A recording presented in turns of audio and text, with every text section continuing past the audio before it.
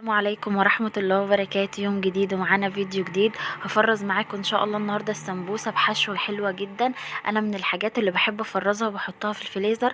هعملها النهاردة معاكم باذن الله بحشوتين حلوين جدا. فيلا بينا. جبنا طبعا لفتين سمبوسة، وانا من الناس اللي بحب اجيب السمبوسة واعملها على القلي على طول. هعملها النهاردة معاكم بحشوة لحمة وفراخ، فممكن ان احنا نعمل جنبها مثلا طبق بطاطس محمرة مع طبق سلطة مع طبق مكرونة بصلصة او مكرونة محمرة، وهتنفع وجبة غدا. ولادك جايين من المدرسة وعايزين ياكلوا، ما عندكيش حاجة هتطلعوها على طول من الفريزر على القلي، فهتنفع معانا في حاجات كتير. فيلا بينا نصلي على الرسول عليه افضل الصلاة والسلام ونبدأ الفيديو بتاعنا.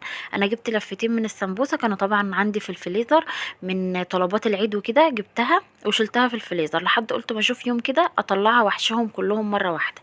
جبت كده اللحمة عصقتها عادي وحطيت عليها برضو في التعصيجة فلفل اخضر.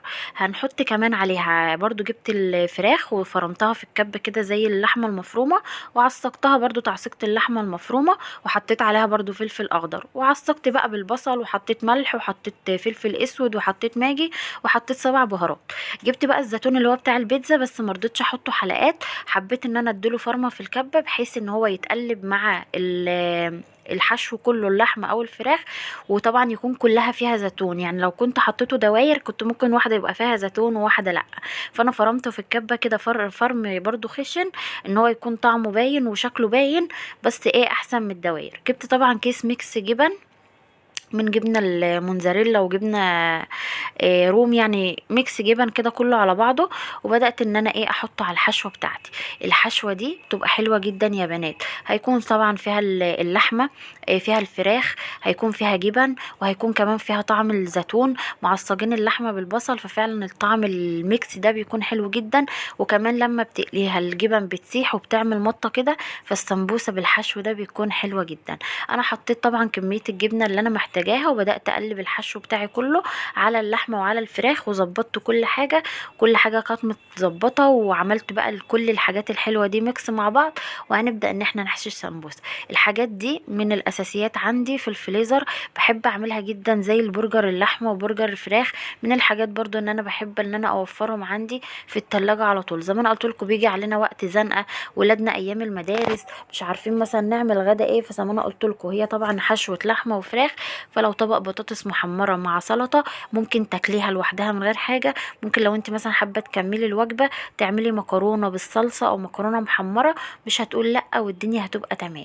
ظبطت كده الحشو بتاعتي، وما شاء الله السمبوسه ده النوع ده انا اول مره اجيبه، بس طلع ما فيش ولا ورقه بايظه، والورق بتاعه كان حلو جدا، واللي هو الورق الرفيع ده، فرمى معايا حشو كتير. بدات بقى ان انا احشي زي ما انتم شايفين كده، واجي في الاخر بعد حشوه زي السموكسه كده اقوم مدخله بقيه الحشو جوه كده زي الحجاب. فبالتالي انا محتاجتش ان انا اعمل دقيق ولا قص زي ما الناس بتقص ولا اي حاجه.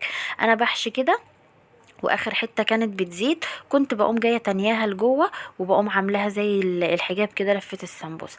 حشيت الكميه كلها، اللهم بارك الكميه كانت حلوه جدا. وزي ما انا قلت لكم قفلت العلب، انا بحب اجيب علب التخزين اللي انا وريتها لكم دي، وبقفل بقى عن حاجتي. الحاجات دي برضو بعملها في اول الشهر كده، على بال بقى ما تخلص ابدا ان انا اعملها تاني. بس فعلا يا بنات التفريزات دي بتكون حلوه جدا وسهله جدا. وساعات احنا بيجي علينا وقت بنبقى مزنوقين، بيجي علينا وقت بنقوم من النوم نلاقي نفسنا من درس لدرس لمذاكرة اللي مش عارفه ايه، تلاقي نفسك مش عارفة تعملي حاجات كتير. ففعلا بتوفر عليكي وقت ومجهود كبير جدا. بدأت ان انا بقى الف السمبوسة بتاعتي. هخلص بقى لف السمبوسة علبة اللحمة كلها، وهخلص برضو كمان علبة الفراخ، حشوة الفراخ كلها. وطبعا هظبط نفسي وهشيلهم في الفريزر لأي وقت زنقة. من الحاجات الحلوة السهلة السريعة اللي ما بتاخدش وقت، وزي ما انا قلت لكم بتنفع جدا يا بنات. لو انت معايا لحد هنا ما تنسيش تعملنا لايك واشتراك، وتقولوا لي ايه رايكم في حشوه السمبوسه وبتحبوا تحشوها ايه. طبعا انتوا ممكن تعملوها جبنه، بس انا بصراحه انا قلت ايه، كان عندي فراخ ففرمتها في الكبه وعصقتها زي ما انتوا شايفين، وبرده كان عندي لحمه كده قلت ايه نعملها برده بحشوه اللحمه وحشوه الفراخ. ده كان الفيديو بتاعي النهارده، هو فيديو سهل وبسيط، بس انا حبيت ان انا اقول لكم على الحشوه اللي انا بعملها السمبوسه مع الاضافات. احنا كلنا بنعملها لحمه وفراخ، بس انا فعلا لما بضيف لها ميكس الجبن دي واضيف لها الزيتون زي ما انا قلت لكم، بس تفرموه في الكب فرمه كده خشن مش ناعم، هيدي طعم حلو جدا لحشوه السمبوسه. انا خلاص خلصت الكميه بتاعتي ما شاء الله اللهم بارك، عملت علبتين كبار، وكمان في اليوم ده حمرت منها، كلنا منها يعني في الغدا وكده. ده كان الفيديو بتاعي النهارده، اتمنى اللي هو يعجبكم. ما تنسوش تعملونا باللايك والاشتراك وكومنت حلو منكم، وقولوا لي ايه اكتر حشوات سمبوسه انتوا بتحبوها. هتوحشوني جدا جدا. اترككم في رعايه الله وامنه. السلام عليكم ورحمه الله وبركاته. طبعا انا جبت قلم علشان اعرف ان دي سمبوسه ايه ودي سمبوسه ايه، عشان لما اجي اطلع كده ممكن يقول حد يكون عايز لحمه وممكن يكون حد عايز ياكل فراخ. فبدات ان انا علمتها كده وحطيتها في الفريزر. وده كان الفيديو بتاعي. هتوحشوني جدا. مع السلامه.